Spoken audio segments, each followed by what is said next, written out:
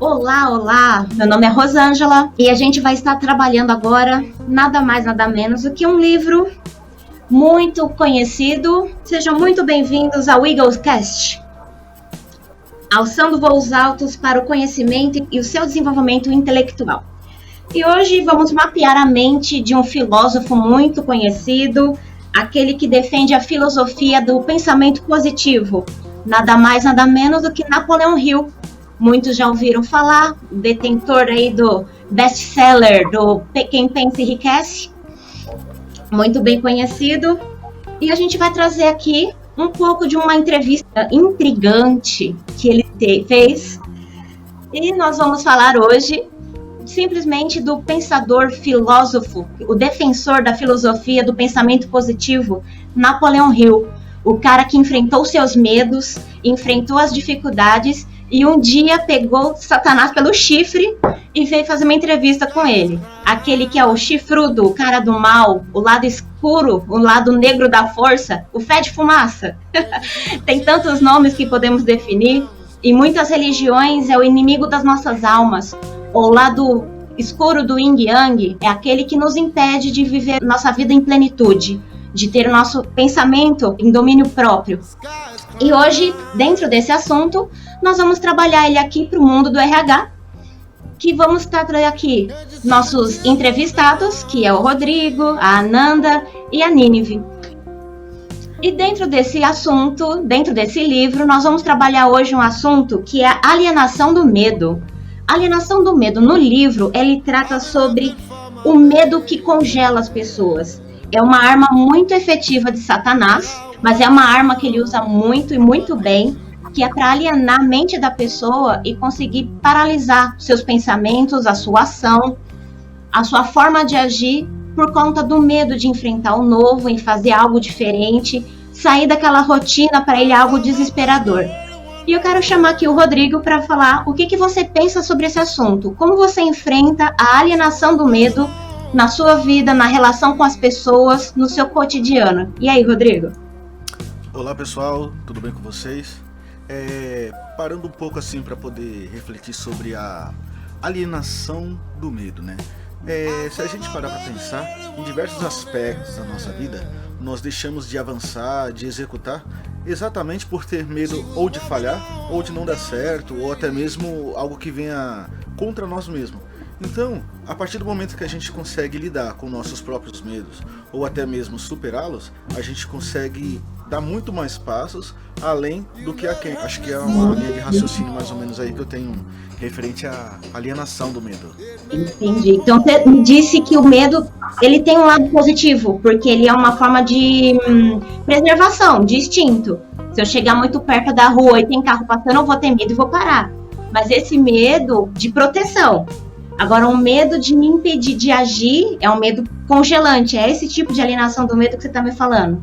Sim, na verdade, de fato é uma ótica bem interessante que você aborda, porque o medo ele tanto pode ser de uma certa forma benéfica, como de uma outra forma ruim. Entendo. Ananda, e você? O que você me fala? Você lê o livro, o que você entende sobre a alienação do medo? Então, primeiro, eu queria trazer um pouco do livro, né? Que ele fala que o diabo ele vem através do medo da pobreza, do fracasso, da morte, qualquer medo, porque pro diabo não tem diferença de um medo de uma coisa real para uma coisa que é irreal. Então, ele vem através do medo porque com isso ele consegue mudar os seus hábitos para fazer com que você fique mais acomodado e faça coisas para evitar esse sentimento, que é o que cria o bloqueio entre você e o seu propósito. Então, como o Rodrigo disse, você tem que sentir o medo pela segurança, mas você não pode deixar isso te bloquear, né? Muito bom. Então, o medo é realmente, para nossa autopreservação, ele é muito benéfico. Mas quando ele entra na alienação dentro da nossa mente, aí ele se torna muito prejudicial. Você concorda com isso, Nínive? Sim, eu concordo totalmente com essa parte que o autor se refere em relação ao medo, a se alienar. O medo até um certo ponto ponto realmente ele é benéfico, ele nos traz segurança, né? Que nem aquela criança, quando a gente fala, não coloca a mão na tomada, né? Ela sabe que ali ela vai levar um choque, então aquilo a impede de tomar aquela atitude. Posso falar uma coisa?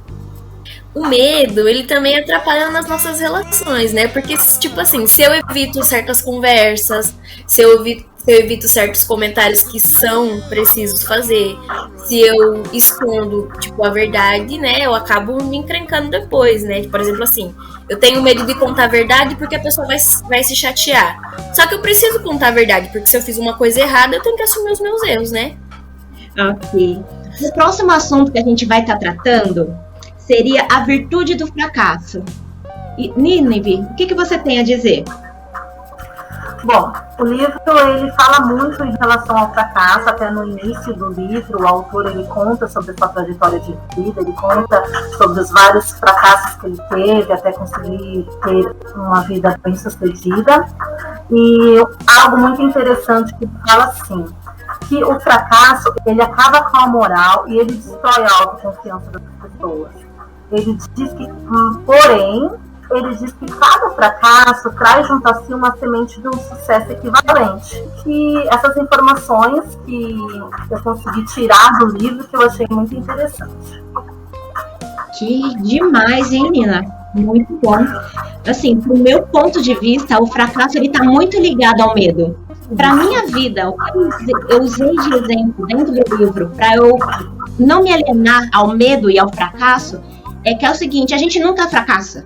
Quando eu faço alguma coisa que dá errado, ou eu aprendo, ou eu fico mais forte. Então, assim, para mim conseguir passar por esse bloqueio e parar de me congelar com esse medo, eu entendo que o fracasso ele não existe. Ou eu aprendo, ou eu fico mais forte com aquilo. E você, Rodrigo, o que você acha? Fazendo até um adendo aí que você falou, quando você falou assim, o fracasso não existe. De fato, o fracasso, um sentimento, podemos dizer assim, que é colocado dentro da nossa vida, né?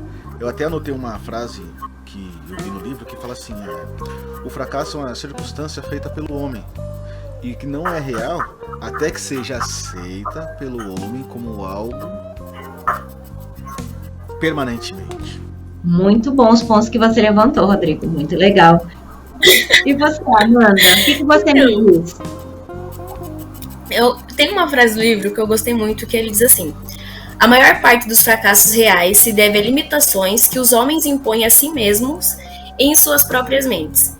E quando o Rodrigo falou, me veio uma coisa em mente, que ele disse assim, que você pode tentar, e lá na 1000ª vez você conseguir. Eu acho que cada vez que você erra, você aprende como não errar de novo. Verdade.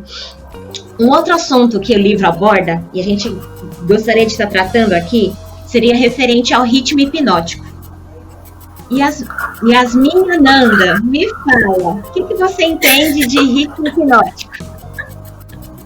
Então, no livro ele fala que o ritmo hipnótico é uma lei da natureza, uma forma universal de energia e o estágio final do hábito. Você já fez aquilo tantas vezes, pensou tanto daquela forma que acabou virando algo permanente e automático na sua vida, né? Perfeita a sua explicação, Ananda. Amei. Muito bom. No meu ponto de vista, o que é o ritmo hipnótico? É um conjunto de hábitos que você faz ali tão repetidamente há tanto tempo que você já está no automático. Pegando um pouco do gancho da Ananda, encaixa bastante aqui numa frase que eu vi nesse livro, né? Que fala assim: somente de novas oportunidades quebra o padrão do ritmo hipnótico. O próximo título que a gente vai trabalhar é Aprendendo com a Diversidade. E você já começou a falar dele, então continua. Certo. Como que é Aprendendo com a Diversidade? Eu creio que faz parte da evolução humana, nós aprendemos com a diversidade, e eu volto a dizer que isso também é uma armadilha mental. E a gente, fazendo a comparação com o livro, quando se trata do diabo, o diabo seria a nossa mente com aquelas diversas armadilhas. Então, a diversidade acaba se tornando também uma armadilha. Por quê? Nós não queremos passar por problemas, por dificuldades, para ter aprendizado. Muito legal. E é muito prático para a nossa vida isso, né? Tem que ser aplicado em todas as áreas. Dentro desse assunto, a gente vai trabalhar uma coisa que é muito parecida, está muito paralela ali, que além de aprender com as adversidades, a gente tem que ter um propósito definido com autodisciplina. Quem aqui já ouviu falar da história da Torre de Babel? Eu já. A história da Torre de Babel. Então, tinha ali, quando Noé veio, teve o dilúvio, tudo, Deus mandou os filhos de Noé se espalharem e encherem a terra, espalhar por todo lugar, né? Aí teve um grupo lá que falou, e se Deus mandar o dilúvio de novo?